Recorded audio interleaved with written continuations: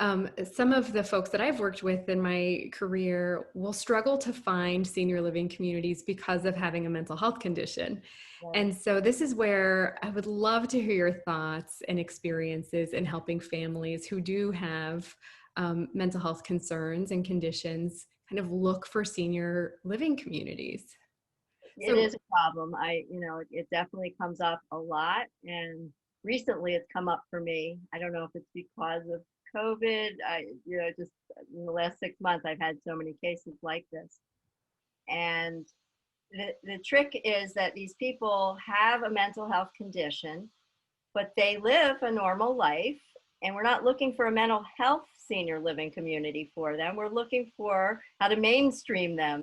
It's important to prepare them and their family so that when they do move, they will be successful. And so that the community that they're moving to knows all the details and knows what they're getting so that they can help and they can partner with the family, is really how I look at it. I'm Dr. Regina Kepp. I'm a board-certified clinical psychologist, and I specialize with older adults and families. I created the Psychology of Aging podcast to include older adults in conversations about mental health and wellness.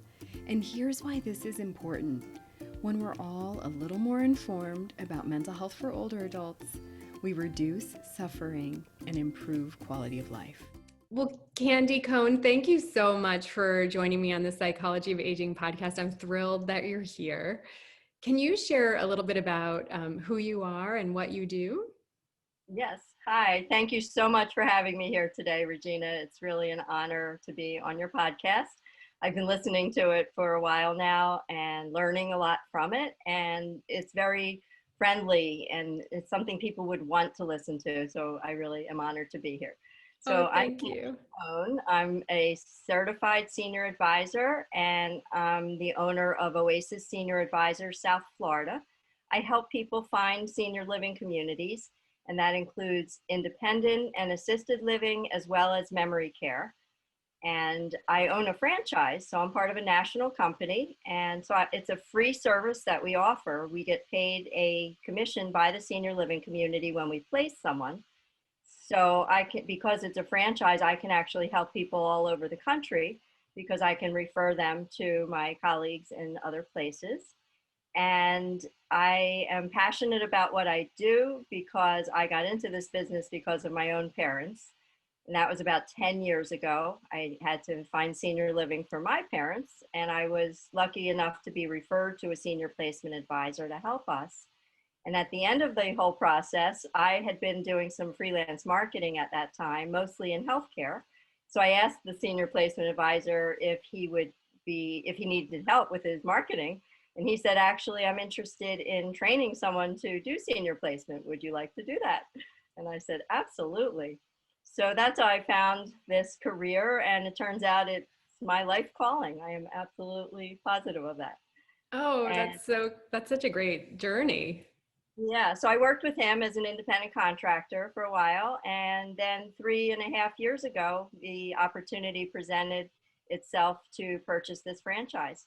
And I vetted the company and looked into it. And Oasis Senior Advisors just had so much to offer, especially for me. I had never really owned my own business. I had been a freelancer, but not like owned a whole business.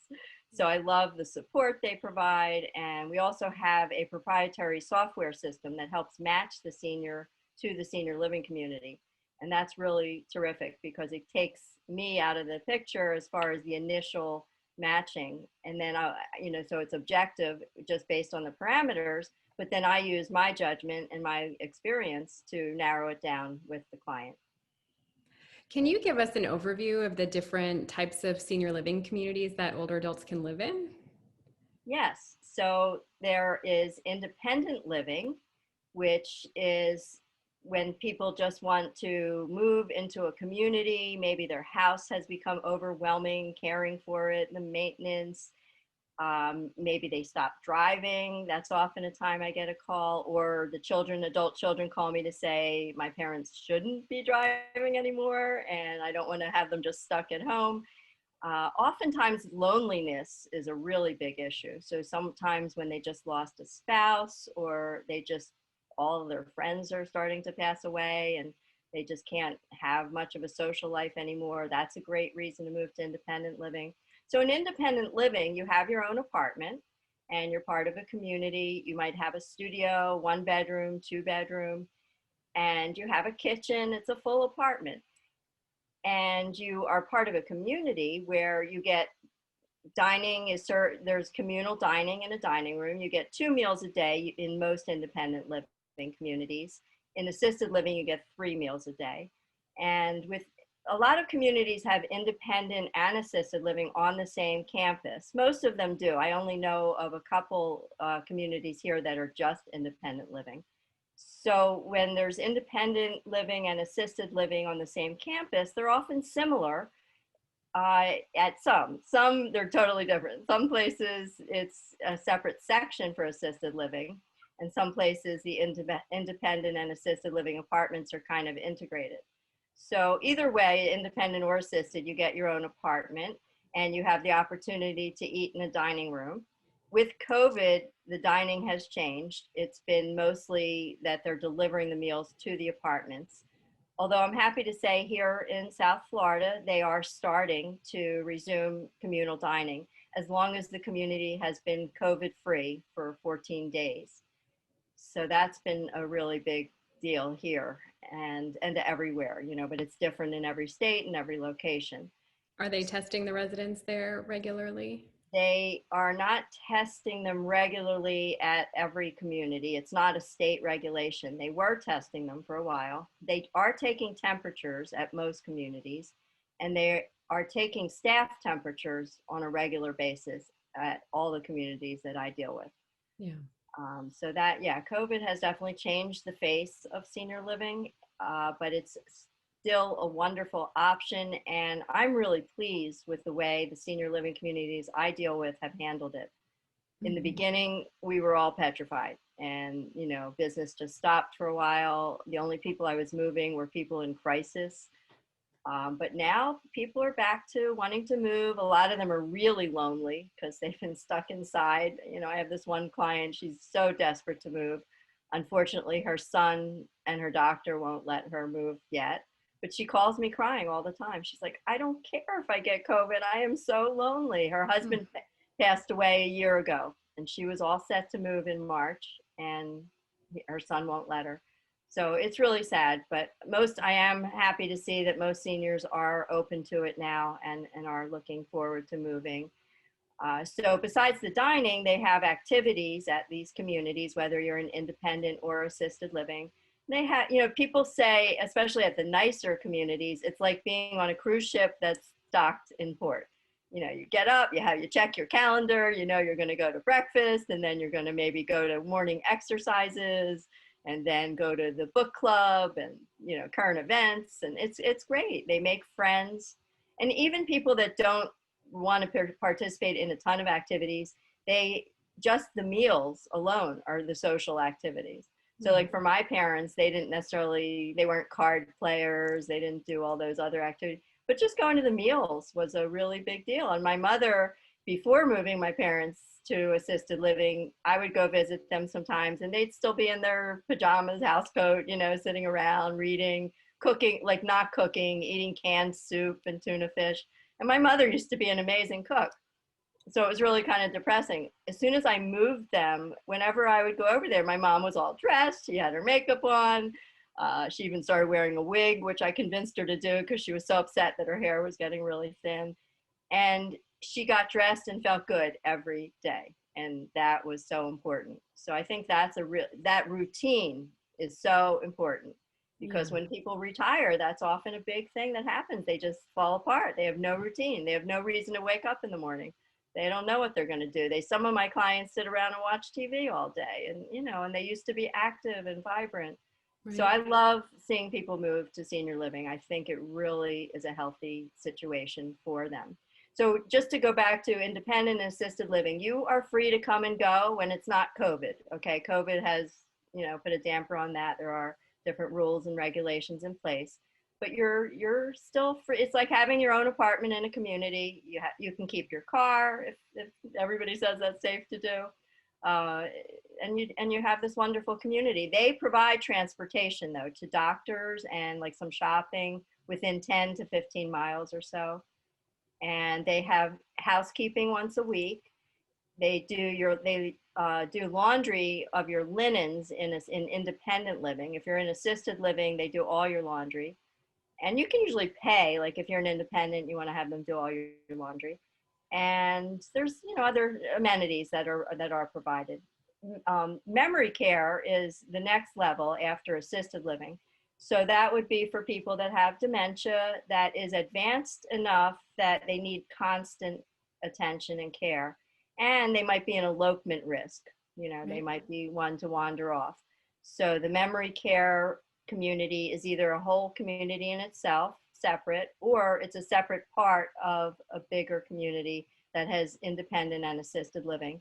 The memory care section is locked, is secure. We call it secure. And words are really important. I want to say that. I call these communities. These are not facilities. A skilled nursing facility is a facility. It looks and smells and feels like a facility. It feels like a hospital. These are not. These are really communities. And it's important with my clients, I tell them when you're talking to your loved one about it, call it a community. Mm-hmm. They all say, I don't want to go to I don't want to go to the home, that's what they used to call the nursing home. I don't want to go to that facility, so that words are, as you know, are really important. Yeah, well, because it creates this sense of institutionalization, and Right. nobody wants to be institutionalized or incarcerated, or, I mean, that feels like stripped of rights and access and life and vitality. And of course, I really appreciate you saying that words are important and how we talk about senior living communities matters. And even the small little things we say to older adults who require assistance outside of living matters, like adult briefs instead of diapers, or and that's something simple, or an adult day program rather than adult day care, because that's very infantilizing. And so the words that we're using, talking about communities rather than institutions or facilities, And are even what we call seniors, I don't think we've come up with a good word yet. Do you have a good word? no. Ashton Applewhite, who I interviewed a few months ago, calls older adults olders. Oh, okay. I like that. Yeah, Yeah. but I agree. Seniors is not a great term. Older adults is cumbersome, and everybody ages at different rates and has a different process of aging, and so it's hard to just put everybody in one category. Right. So yeah, and it's such a long span of age too. So adolescence, it's like 13 to 19.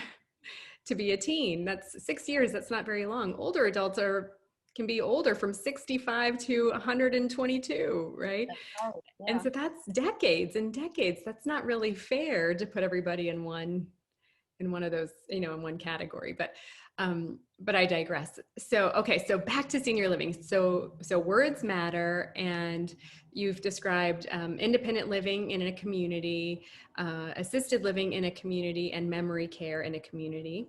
Sometimes those communities are continuous care retirement communities. Is that That's correct. So there are the CCRCs, the continuing care retirement communities, and those are what they call buy-ins. So you buy in, you put down anywhere from like 150,000 to 600,000 up front, and then you still have a monthly fee. They call it a maintenance fee or something like that, and it's high. I mean, it's like 5,000 a month or wow? 3,000 a month, depending on the community. Then there are the ones that are strictly rentals, and that's what I deal with mostly, but I do deal with the CCRCs. It's just not the right fit for a lot of my clients, not just because they don't have the money, but because once you're like, 85, older than 85, I'm not sure that it's the best fit. People at the CCRCs tell me otherwise, and I'm still learning a little more from some of them, but I typically recommend a rental to people in their late 80s or older. Mhm. And that's what most clients want. And with the rental, you sign what they call a 1-year lease, but you can give 30 days notice and move out. And if someone passes away, as soon as you remove their belongings, the family removes their belongings, you stop paying rent and you get back, they prorate the month if the loved one is already there. So I just think the rentals have more flexibility. With the buy-ins, that money that you put down, if you live there for, number of years, 5 years or more, your estate doesn't necessarily get back much of that money. So it's not necessarily the best way. And some of these rentals now, especially near me, mine in South Florida, are just gorgeous, as beautiful as the buy-in communities. So that is something that is different. And then one other type of assisted living I didn't mention is a residential care home. It's a group home that has an assisted living license. And my mother lives in one, and it's been wonderful for her. So they have usually 6 beds in Florida anyway. And there's a lot of them here, but I hear from other Oasis franchise owners that's not true in every location. So I'm not sure where you are if they have a lot of these. They're in neighborhoods, so you wouldn't know they're there. They don't have a big sign out front. Where my mother lives, it's owned by a nurse. That senior living community has an extended congregate care license. So that's another thing in Florida that is not true everywhere else. It's probably in some states. There's different levels of licensure for assisted living. So there's a standard license, an LNS, limited nursing service, and then ECC, extended congregate care. So with extended congregate care, they can handle a colostomy, which my mother has. They can handle oxygen. They can give injections. They could do a 2-person transfer if someone requires 2 people to transfer them from the wheelchair to the bed. So there's lots of complications, or complexities, I should say, which is a reason that someone should work with a professional like myself, a senior placement advisor, so you don't spin your wheels, and so you don't move your loved one into a place that's just not going to work for them, and then you have to start all over again. So those are a lot of the different types. Yes. Well, and you're really just in the personal care home or the residential boarding care home or residential care home. I have different names. Yeah, Georgia has personal care homes, and a lot of my patients lived in personal care homes. They tended to be more affordable for my patients than assisted living communities or CCRCs. Right. Is that true though, Candy? I don't know much about the cost of personal care homes. Is that true, or are communities like the ones your mom lives in where there's more, is it nursing care? No, it's owned by a nurse, but it is an assisted living. Mm-hmm. She does get nursing care. That is true because it is owned by a nurse. But the residential care homes are still assisted living. They're not a Yes. skilled nursing facility. So, but they are a really good way to keep people out of skilled nursing Yeah. facilities. So I get calls sometimes from clients or a physician that says, my parent or my patient needs to move to a skilled nursing facility. Can you help? And after talking to the family, I realized that we might be able to avoid the skilled nursing facility and move them to a residential care home. Most people don't know about the homes, so they on their own wouldn't do that. My parents were actually in a big traditional assisted living community for years. That's how I started this journey. And then my dad passed away a few years later. And then 2.5 years ago, my mother started needing more care. She can hardly hear. She's totally deaf in one ear. She has dementia, which has progressed. She has like moderate cognitive impairment, and it was getting difficult for her. And then she actually hurt. She didn't fall, but she was bending over in the shower and snapped a vertebrae. Oh, So God. now she uses a walker, and she has a heart condition now that is making her lightheaded, and she started falling. So I realized I either had to hire 24-hour home care aides and keep her at the big assisted living or move her to a residential care home. So Mhm. that's when I decided to move her, and it's been wonderful. There's someone always in the next room. So when she stands up, they know, and if they get to her before she stands up and she won't fall. Yeah. They can take care of her colostomy because of the licensure that they have, and she doesn't have to deal with large crowds in the dining room. It was getting really difficult for her at the other place because she Yeah. couldn't hear, and the dementia, and she started getting paranoid. She thought people were talking about her. So for someone like my mom, the residential care home is great, and where she lives is pretty affordable. So some of them are they're priced at all different levels, but they can be more affordable. And most of them accept Medicaid. So that's another thing, with the larger communities, only some of them accept Medicaid. And Medicaid will pay up in Florida, will pay up to $1,400 a month for the care, not the rent, but the care. But at a residential care home, it's just one total price. So that 1,400 is applied towards her total rather than where she used to live. We still had to pay her rent, or she did, and we had a supplement, and then the 1,400 could only be applied to her care. Oh So my the goodness. residential care homes can offer more flexibility. Yeah. Financially for Yeah. families, yeah. Oh, thank you for sharing those options. It's so helpful for families to get a picture of that. And then just to touch back on what you mentioned earlier. So in your role, the family doesn't pay you directly. You get paid by getting a commission from wherever the family ends up. Is that right? That's right. Yeah, I tell people I'm kind of like a cross between a social worker and a realtor. I'm not Yeah. either of those. I am a certified senior advisor. I do have a certification, but that's just my analogy. So the social work piece is I go in person and I do an assessment, find out what's going on with them. Then the realtor hat I put on and take them on tours of the communities. And then, like a realtor, I get paid a commission by the community. Oh, that makes sense. And that's a helpful analogy. Yeah. You're Yeah. you're a liaison and an Right. advocate. I Yeah. am an advocate. That's huge because each place I take the client to, the salesperson is doing the tour. I'm there as the advocate. So that salesperson is going to try to sell my client on that community. And I'm not. I'm there to help them compare and contrast and figure out. I usually take them to like 3 places. And I'm trying to help them figure out, okay, out of these 3, which is going to be the right fit.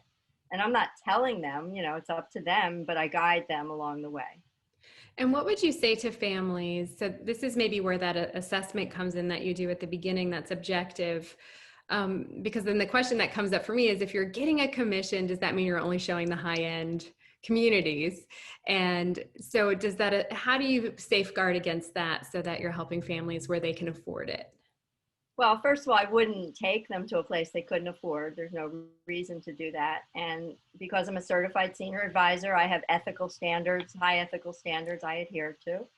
I couldn't sleep. I couldn't wake up and look at myself in the morning if I was doing something unethical. That's just how I am.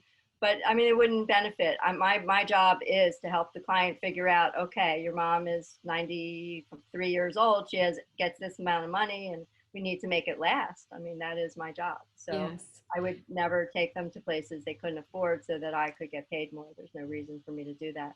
And almost all the senior living communities work with me, and even more so now because of COVID. A lot of them are hurting, and some that were refusing to work with senior placement advisors in the past are now saying, hey, We we need need it. that. Yeah. Yeah. And I think one, you have a moral code and an ethical structure with your CSA certification or license.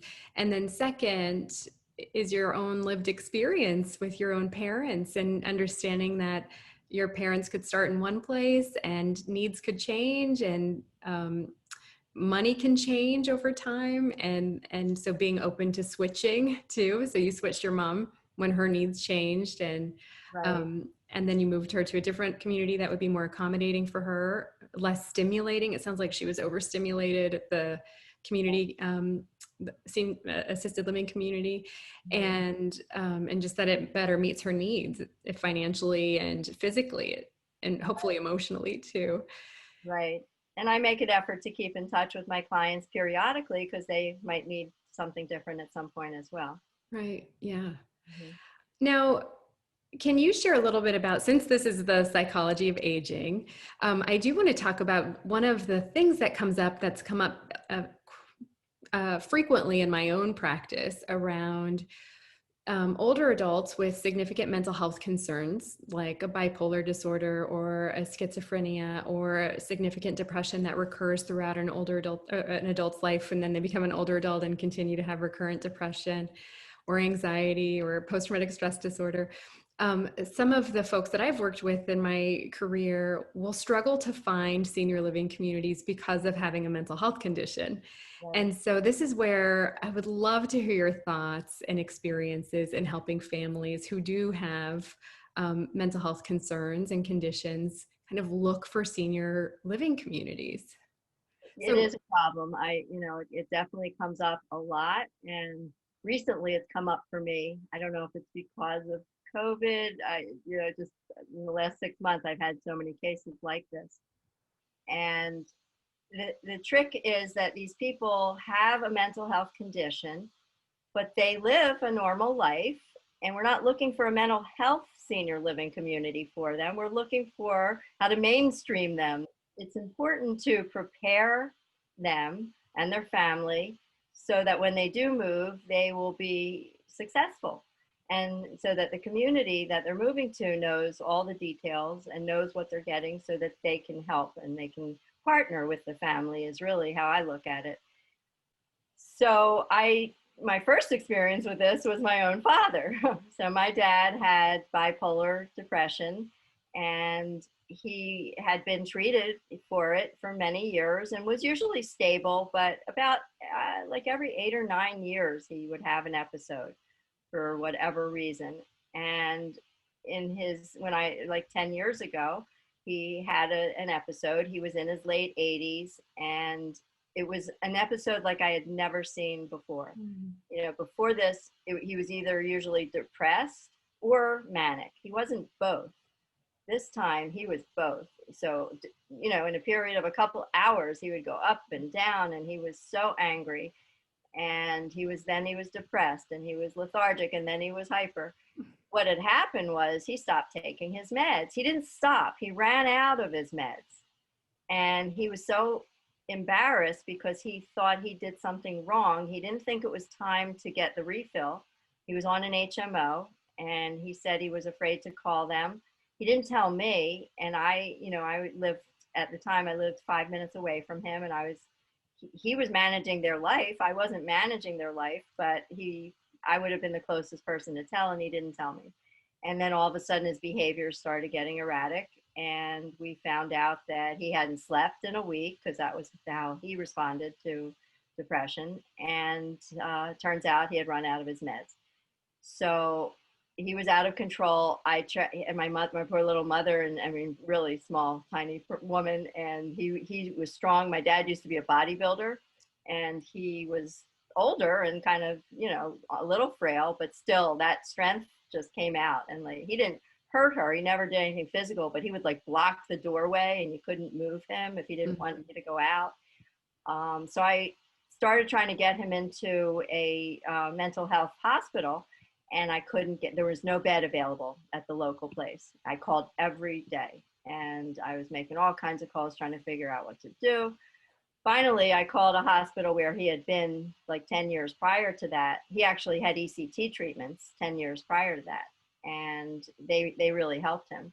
So I called to see, could we get him into the mental health facility there? And they said, do you have beds?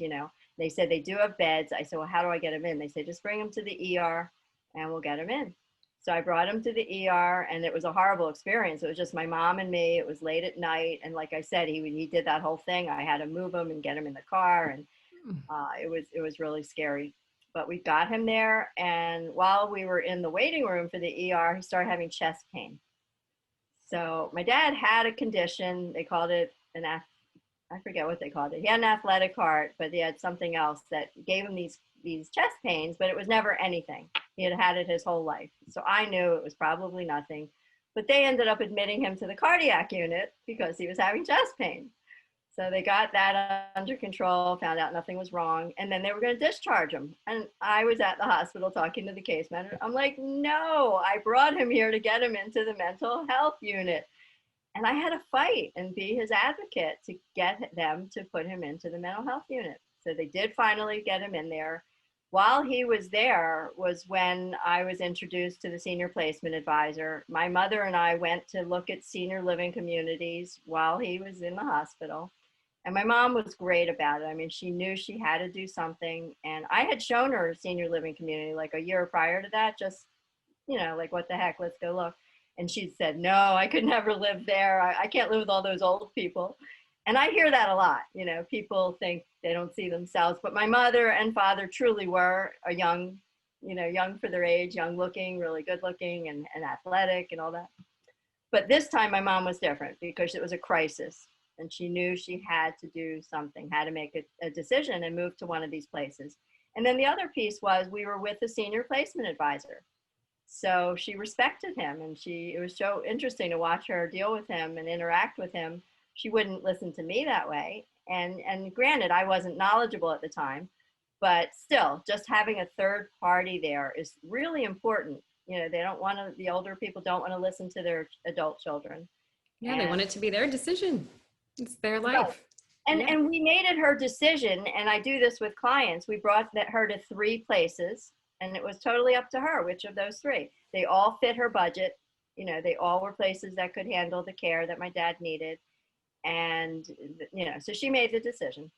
And so my dad ended up in the hospital for a couple of weeks. During that time, we packed up my parents and found a mover, and then we applied for Medicaid. And that was another thing. So the senior placement advisor referred me to a consultant and an attorney to help us apply for long-term care Medicaid, and also to a consultant to apply for VA aid and attendance. My dad was a veteran, thank goodness, because I don't think they could have afforded, they could not have afforded to move without both of these sources of money.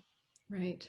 So in 5 weeks, we made it all happen. I mean, it would have taken me 5 weeks just to start touring places by myself, I think, because it's so overwhelming. So thank goodness my dad was stable. We were able to move him in. When he was assessed by the nurse, she knew, she had his whole medical history. So she knew about the bipolar depression. She knew he'd been in the hospital, but he was stable by the time he moved in, and it was fine for him to move there. So that was a success, and my parents did quite well there, socially and in other ways. And my dad ended up getting ill, other types of illnesses, and ended up in a skilled nursing facility the last year or so of his life. But the mental health was stable. He never had another episode the rest of the time that he was alive, which was a few more years. And he stayed on his medications. Yeah. Okay. So that's another piece. So when he moved in, his medications were being managed by the assisted living community. So the director of nursing would order the meds. She knew when the refills were due. He didn't. That piece was taken out of his control. So that was really, really important. And what I've seen, I was thinking about this morning, knowing that, we were going to talk about this. And I thought about all my clients that have had these issues. They all have gone off their meds, every single one of them, for whatever reason. And so I would say that it's really, really important to get, medication management under control. If you have an elderly parent or, a loved one, and you're not sure if they're taking their meds, you need to find out. That needs to be taken care of, and maybe you can prevent some of these kinds of things from happening. Yeah, the regressions and the relapses into illness. Yeah. Yeah. So I have a client right now who that's a big issue, and he's a little bit younger and has severe bipolar, but he's been treated. He was taken to the hospital because he fell, and his family called me, and I was trying to get the hospital to discharge him to a mental health facility, an inpatient facility program, so that we could get him stable before trying to find assisted living for him. While he was in that hospital, there was no psychiatrist there. They have only one psychiatrist on staff, and that psychiatrist wasn't available the whole time he was there. So my client was off his meds for 2 weeks. This is a guy with severe bipolar, and they discharged him to a regular rehab, skilled nursing facility rehab. One did not have a mental health license or emphasis or anything. So they were addressing the fact that he fell, but they weren't addressing the underlying causes behind any of it. And it was really, really frustrating. So finally, he did get into a mental health hospital, and I was able to help him find senior living. He's younger, and this is another challenge. A lot of people with the mental health issues, and sometimes substance abuse, and sometimes both together, are a little younger, but their brain has aged more rapidly, and they don't want to live with really old people. So they want to be within an independent living community, or at least the independent living portion of a community. And I get that socially that might be the best thing for them. But if they're in that situation, we need to make sure their care and their medication management is taken care of.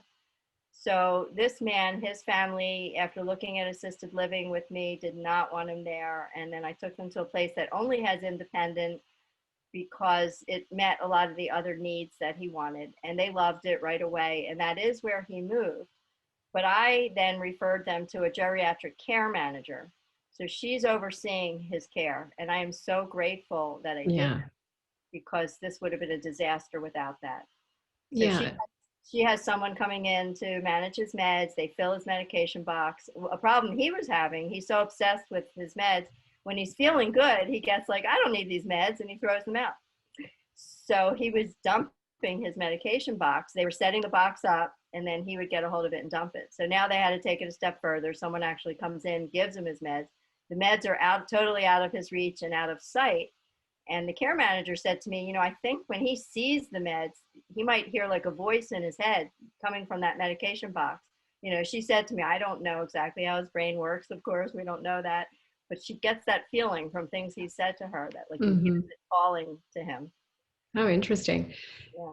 Yeah, well, it can be so helpful, especially for families where, like in the instance of your mom and your dad, if your dad was a bodybuilder and he's manic or rapid cycling, how you were describing, he was rapid cycling. In one moment he would be agitated and aggressive, not posturing to harm her, but blocking, and which is a little bit threatening. And then the next minute depressed or lethargic or withdrawn, or I don't know what his symptoms were, but and so this rapid cycling is so unpredictable and scary, and then it can be hard for the person in your mom's shoes to be the one to say, well, no, you have to take your medicine, and then your dad posturing and saying, no, I'm not going to take my medicine. And or if your mom's even questioning, I could imagine if your dad is in this agitated state that he wouldn't be able to hear her. Right. And then what's so helpful then about having a third party also help to manage the medications is that it takes that responsibility away from the family. And so the family can focus on other things like their relationship and not the clinical pieces like managing mental health, a serious mental health condition with medications, right? Then there's a nurse to help with that. And so then it kind of removes that stress and stressor from the family system, which is so helpful, because I could imagine this tug of war between your parents if that kept up, if there wasn't somebody else. Or I see the tug of war with other families, not just about mental health meds really, but a lot of times about diabetes and diabetes management. And, you can't eat that food because your blood sugar is going to spike. And did you prick your finger today? And, all of that. And so it just kind of removes that level of struggle when there's already a lot of other stuff going on. So I like, it can be so helpful to have somebody assisting with medications. Right. It really is important. Now, have you seen any barriers for folks with mental health concerns moving into assisted living communities or personal care homes, room and board? Is it room and board home? There are different names for them. Uh-huh. We sometimes just call them a 6-bed because they usually have 6 beds, but Uh-huh. I call it a residential care home assisted living. Uh-huh. They, if there's a really active behavior issue, the residential care homes are not the best place because there's only 6 people living there, and if someone gets out of control, it's really not good. So I don't usually refer to those places if it's an active behavior condition, and also if they are elopement risk, somebody wants to sneak out. The care homes aren't the best place.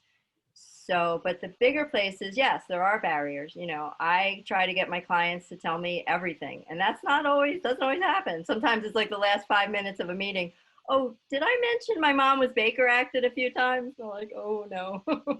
And just tell us what Baker Act is so our listeners know. That's a Florida, I guess, term, and it's called something different in every other state where they are, I don't want to say forcefully, but I guess it is. You have to it's not a voluntary admission to a psych unit. They have to be, you are making them go to a psych unit. That's right. It's an involuntary hold for a Right. psychiatric reason, Right. or the person could be gravely disabled in terms of not being able to care for themselves, or potential for neglect and harm, Right. and or having thoughts of harming yourself, or other sorts of things. But right, so right, it's an involuntary hold in a psychiatric unit typically. Okay, thank you for wording that so well. But yeah, I had this client and she didn't tell me till like the last 5 minutes. Like, did I tell you that? I'm like, no, you didn't tell me that. So I have to tell the communities all of this. And then I say, do you think you can handle this? So their nurse does an assessment. Before someone moves into assisted living, they have to have a form filled out. In Florida, it's called the 1823 form. Their doctor fills that out with all their medical, not their whole medical history, but their current conditions and, especially their mental state of mind, and can they take care of their own meds, or do you suggest that we manage them, all of that kind of thing. So they get the 1823 form from the doctor, and then the nurse does an assessment from the senior living, from the assisted living community. So during COVID, that's been a real challenge. This client I was just talking about, his assessment was done virtually because they wouldn't let anyone come in to the skilled nursing facility to do the assessment, or the hospital. It was actually mental health hospital where he was. So, but they did it, and they agreed that they could take him, and some places won't, so that's the bottom line. So I have another client today that I'm going to be meeting with his wife to take her to see places. And I had to reiterate, I sent the client information to 3 places. And then I did a follow-up email and I said, I just want to make sure you read all my notes, because sometimes they'll just glance, they don't see everything. This guy is refusing to take his meds. Again, same thing. And this is a different client. And he's been combative, non-compliant, and I want to make sure you saw that. And please let me know if you think your memory care, and he has dementia. Okay, so this is another complication. Yes. So I'm looking for memory care for this new client who has bipolar and also has dementia. And he's non-compliant, not taking his meds. And he's gotten a little combative physically. Right. So I had to, I'm asking, do you think you might be able to take it? So one of them already said, no way. And the other 2 said, we will assess him and see if we can. So that's an issue. That's absolutely an issue. Right, because we know, well, at least I know the statistics for depression and PTSD, that it increases the risk for a dementia disorder. And so my guess is that also a bipolar disorder would also increase, because there's a depressive component. I don't know for sure. But I do know for sure around PTSD, chronic PTSD increases the risk for depression by 2 times, like wow. 2-fold increased risk. And depression also increases the risk for dementia. And so, yeah, it would behoove senior living communities with assisted living licenses to figure out how to navigate, or even memory care units to figure out how to navigate mental health concerns. And we know, even with dementia disorders, even when people don't have a history of bipolar or schizophrenia or combative behavior, that most people living with an Alzheimer's disease at some point become agitated. Right. That doesn't have to necessarily include physical violence, but it can include like pacing and restlessness and irritability and all sorts of physical behaviors that are unusual or atypical, right. Because the brain is changing and right. Yeah. And so I think it would really behoove senior living communities to kind of figure out how to navigate that, because it's important. Right. And some are better at it than others, and they know usually what they can handle, and they'll tell. So that the really important thing is that everybody's open and honest, that the family is open with me and then with the senior living community, and that there's communication going, and they figure out if they think they can manage this. Yeah, and even the honesty from the senior living community back to you and the family, because it could also cause a lot of distress to move multiple times. So if the senior living community says, no, we're not sure if we can handle this internally, right? They might say that to each other, and then they don't give you that feedback. They say, yes, we'll give it a try. And then the family, the older adult with maybe a mental health concern or agitation with a dementia show up and move in, and a month later, no, we can't handle this, you have to go. I've seen that happen. Right. And then they're cycling through senior living communities because they're not equipped necessarily all the time, all of them are not equipped. but are maybe not honest about what they can and can't do. Right. And so, yeah, honesty from both sides. So now one of the things for older adults and families that I've worked with that makes it hard to be honest all the time is stigma. So there's a lot of stigma around living with mental health. And of course, when we start to talk about even, I'm a mental health provider, and I have to work through my own stigma and shame, right? With my own mental health history, with my family, having some like postpartum depression. I felt a lot of shame and stigma around that.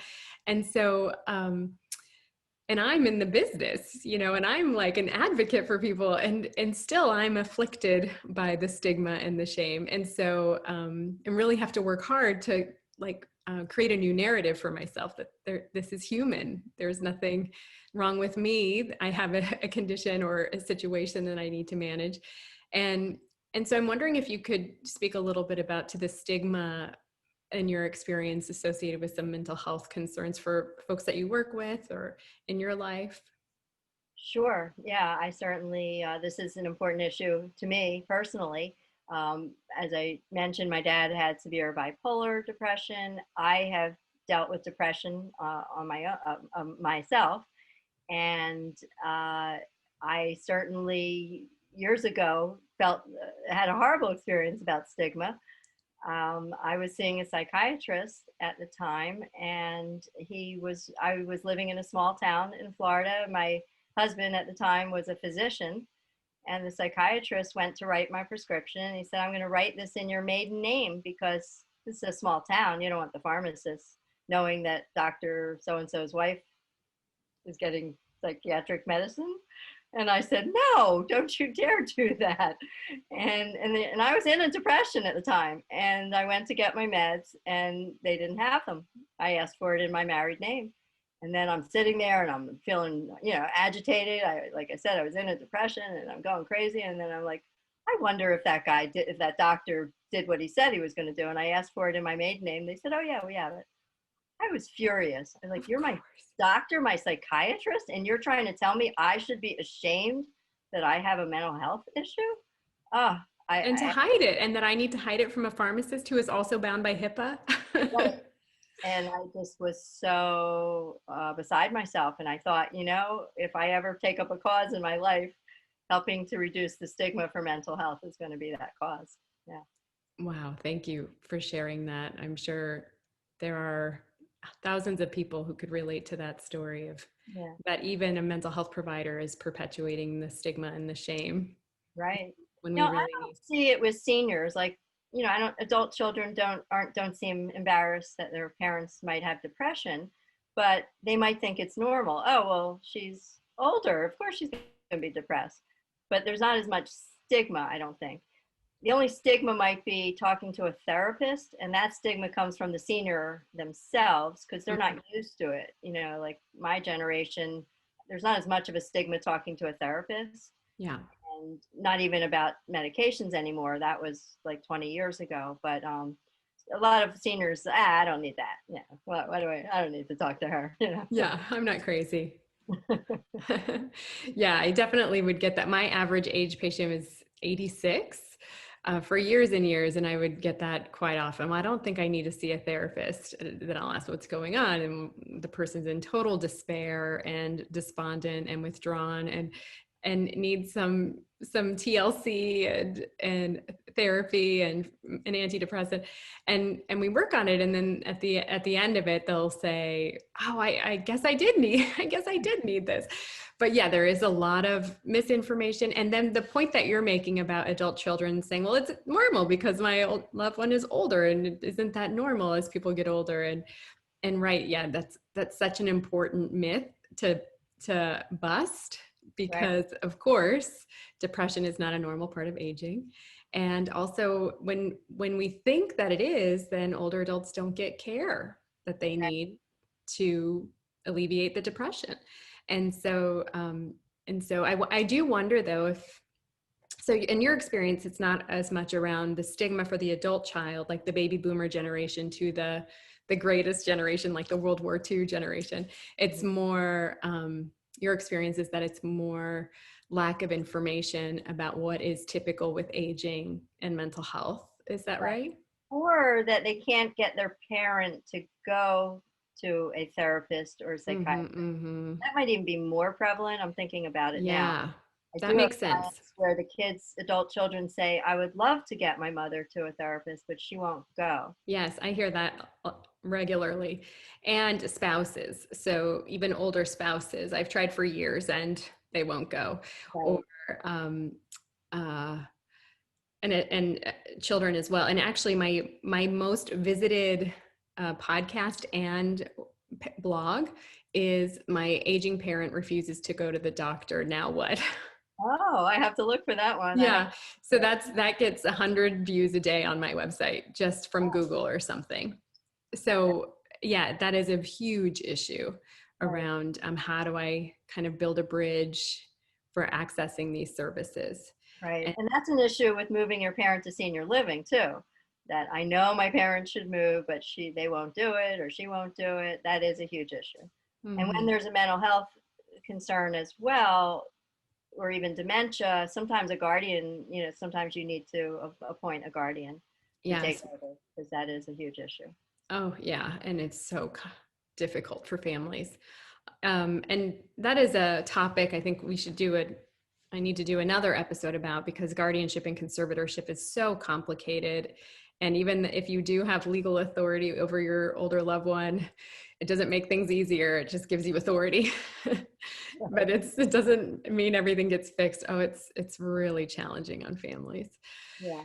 And so now, what recommendations would you give to families who are living with mental health conditions who are looking for senior living communities? So, one recommendation was total honesty so that you could really find a good fit Right. for First your and loved one. foremost is get the medications under control. And this is like way before you're looking for senior living. If you know that your parent is not taking their meds, I don't care what the meds are for, but especially mental health, make sure you get that under control in whatever way you need to. You might need to hire a professional who comes in and sets up the meds or gives them the meds, that kind of thing. So that would be the first. Then the second would be to seek professional guidance, see a mental health counselor, psychiatrist, senior placement advisor, because this is a tricky time to place someone. You don't want to just get out there on your own doing it. You'll spin your wheels. And possibly a care manager. So like with my client that I just placed, having that care manager has been critical. He would not have been successful without the care manager.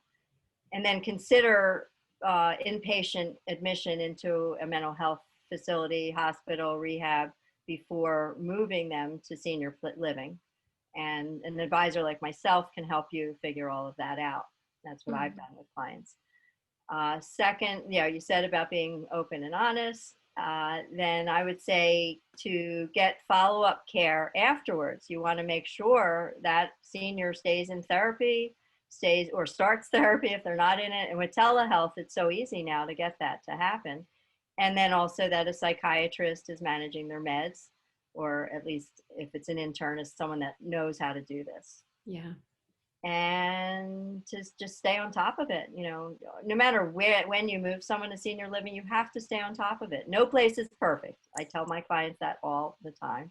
The children or loved ones must stay on top of it. Hmm. What does that mean to stay on top of it? Stay on top of the managing the mental health care, stay on top of what exactly? Keep in touch with the community. There's a director of nursing at the community. There's residential management people, whoever it is. Find out who. That's the first thing. Find out who it is. Who's your key person, a point of contact there, and check in with them maybe a couple times a month if it's nothing. If things are just good and smooth, but maybe more. Definitely more often if there's complications. Call them, whatever, find out the best way. Ask, who do I keep in touch with? How do I keep in touch? And do it. Yeah. Okay, so now I'm just thinking of another scenario where families might, one scenario, for example, are a few adult children who are helping their older loved one, and maybe they only have one remaining parent living, right? And so maybe one person sort of one of the adult children helps, and then two or three other adult children are around in different states. And I recommend typically that families kind of assign a point person in the family to do the communicating with medical providers and senior living communities and so on. Because if 4 family members start calling one doctor or one director of nursing, it becomes overwhelming for the system, for that director of nursing or the physician or the mental health provider, to constantly be returning family phone calls for the same person, Mm-hmm. for the same client or resident. And so do you recommend that families kind of also designate a point person in the family to be the one to do the communicating and then share what they learn with other family members? Yes, that is definitely a good piece of advice. And I often give that to families. A lot of families have that already, kind of. I'll hear from someone saying, okay, there's 4 of us, and, I'm the one that does all the legwork and kind of makes most of the decisions. My sister takes care of all the insurance, medical insurance, this and that. My brother handles the finances. And then there's that other sister. Oh, she doesn't do anything. Right. So Yeah. that's how it kind of goes. But yeah, if they don't have that in place, either I suggested or the senior living community. I know for my parents, that was suggested to us. I have 2 brothers who live up north, and the community got tired of hearing from all of us and said, okay, we'll pick one of you. We're only going to talk to one of you. Right. And Please. it worked. That worked. Now, what recommendations do you have for senior living communities about working with or including folks with mental health concerns? I'd say first and foremost is to recognize if you can handle that type of behavior and condition. And that should be an ongoing kind of conversation you have with your staff and your management. And to treat the person with dignity, to keep them safe while also being adaptable and creative. You often have to get really creative. And then make sure your staff is trained. If you are going to accept people with behaviors, that make sure your staff is adequately trained and understands various mental health and dementia conditions. Mm-hmm. And that it needs to be there has to be some regularity to it, consistency. Yeah. So the same people are dealing with that resident on a regular basis. You might have 2 or 3 different people because there's different shifts and different days off. I get that, but there has to be some consistency, and that they need to get to know that person, and that the medication management, of course, needs to be really well handled. Some places are doing it electronically, where you have to enter it into a computer system. Everybody that deals with that patient, whether it's for med management or care, they have to log in and say they've done it. And I love that. I think that, and then there's no question, like the family can't say you weren't even in there. And some places have a key fob that they can actually look up and see who went in there because it's identifiable. Mm-hmm. And then the ongoing mental health therapy, make sure that the client has it. I like when communities have a therapist that comes into the community to see a variety of residents. That's Mm-hmm. always easier and helpful. But with telehealth, it's getting easier too. And then communicate with the family. I mean, that's a huge complaint I hear from families with any resident, and during COVID, if there was not really good communication, the families were very, very upset. Yeah, I'm sure. Everything is so uncertain. The best is information. The most helpful is information, even Right. if it's the same as yesterday. Right. Yeah.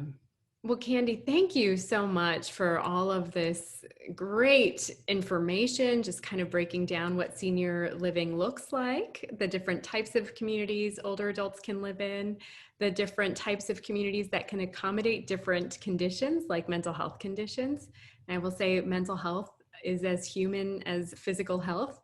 And just as our bodies change and we might become more susceptible to physical illness, we can also, our minds and psyches can shift and change, and we can be vulnerable to mental health conditions. And so the more we're paying attention to that and providing support and resources and help for that, and then you're really serving as a liaison between older adults who are living with conditions and mental health conditions, and then and physical health conditions for that matter, or no conditions, and and senior living communities. And so I really appreciate that. And it means so much to me that you shared your own personal story about your dad and about yourself, and just this shared mission of destigmatizing mental health for everyone, and and for this podcast, especially older adults who are often left out of the mental health system.